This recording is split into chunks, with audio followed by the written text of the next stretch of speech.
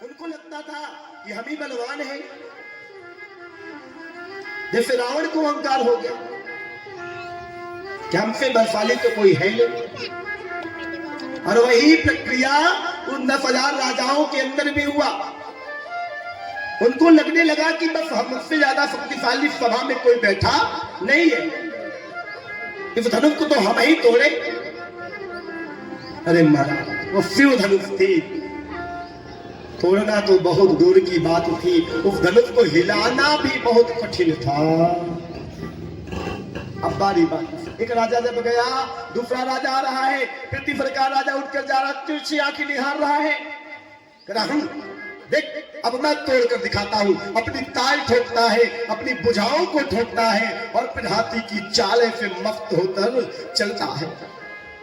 फिर जाकर के अब पकड़ रहा है धनुष, अब ताकत लगा रहा है। महाराज धनुष उठाना तो दूर, तिल मात्र भी ना हिला सका। सोचा दोनों ताकत लगा दूं, दोनों ताकत लगाया, दोनों हाथ से महाराज ताकत लग रही है, लेकिन फर्क नहीं पड़ा। धनुष ज्यों का त्यों अपने स्थान पर रखा था। सबकी चिंता बढ़ गई,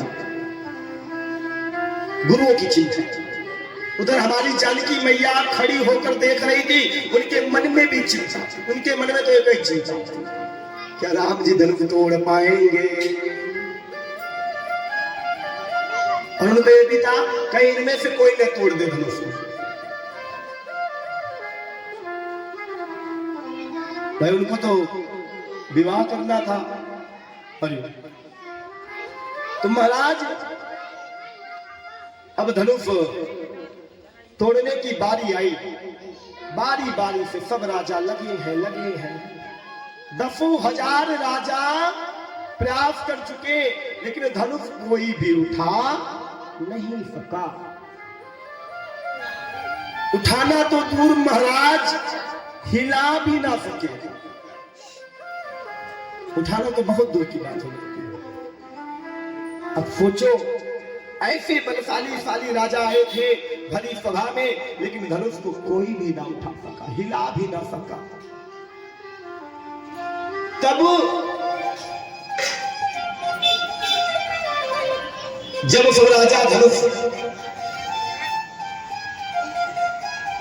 उठाकर पस्त हो गए, क्या करेंगे? भूप सहस दसे कहीं 12, लगे उठावन तरई नटारा। 10,000 राजा एक साथ, महाराज 10,000 राजा एक साथ धनुष उठाने लगे। फिर भी धनुष उठाना तो दूर, तनिक मात्र हिल भी ना सका। उठे हिले कैसे? राहु जो पकड़ कर बैठा है, पूरे प्रयास में है, उठाने के पूरे प्रयास में, लेकिन धनुष उठा भी नहीं पा रहे, तनिक मात्र हिला भी नहीं पा रहे हैं। महाराज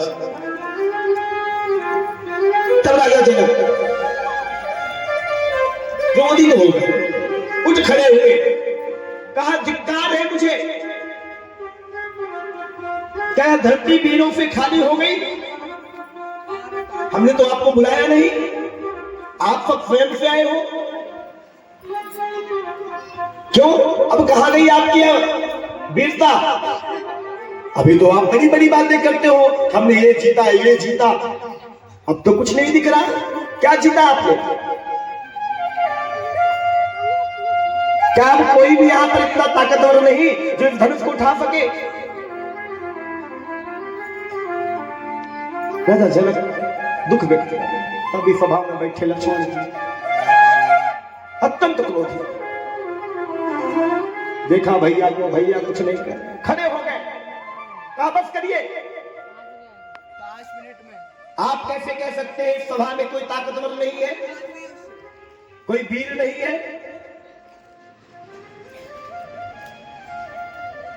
कब से सुने जा रहा हूं, आप बार बार ललकार रहे हैं कि सभा में कोई ताकतवर नहीं बैठा है।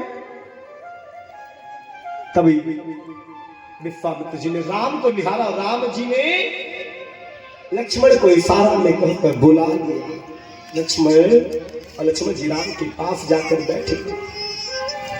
तभी सभा में फिर से राजा जनक जी फिर क्रोधित हो उठे, फिर खड़े हुए कहे, यह मेरा संकल्प ही अधूरा रह जाएगा, अब मैं कैसे अपने बेटी का विवाह करूंगा, समझ नहीं आ रहा है।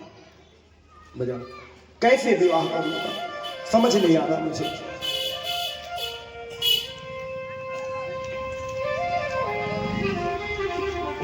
क्या मेरी बेटी का विवाह नहीं होगा? अब यह प्रतिज्ञा जो मैंने ली है कैसे पूर्ण होगी? धिक्कार है मुझे, लगता है यह धरती वीरों से खाली हो गई। अब लक्ष्मण भैया और वो खलाए गए, बस करिए, बहुत हो गया। बार बार सुन रहा हूं, बार बार आप दो छत्री सभा में बैठे हैं और छत्री के सामने आप ऐसी बात करते हैं। भूलिए ना, इस सभा में सूर्यवंश के दो छत्री भी बैठे हैं, कैसे भूल सकते हैं आप? यदि भैया आदेश करे, ये धनुष क्या है, इस धनुष के मैं सब खंड खंड कर डालूं। अत्यंत क्रोधी, सब घबरा गए। लक्ष्मण भैया अत्यंत क्रोधी।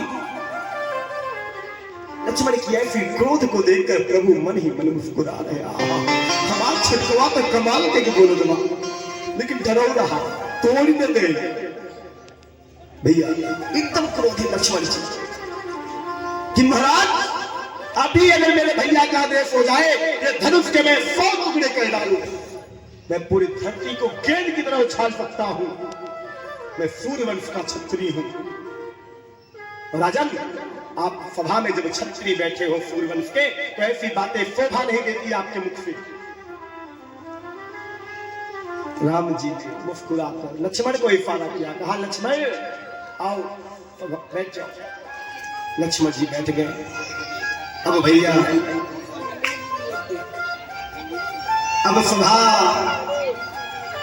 में लक्ष्मण जी बैठे हैं।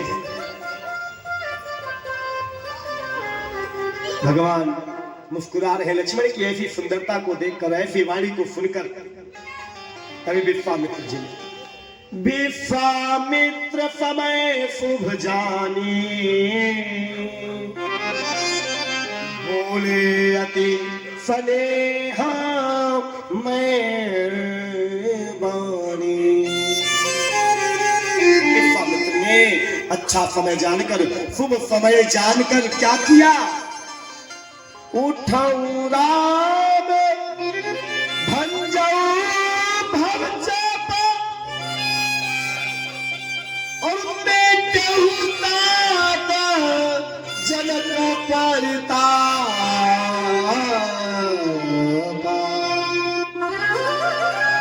विश्वामित्र को समय का शुभ ज्ञान हो गया, जब यह सही उपयुक्त समय आ गया है।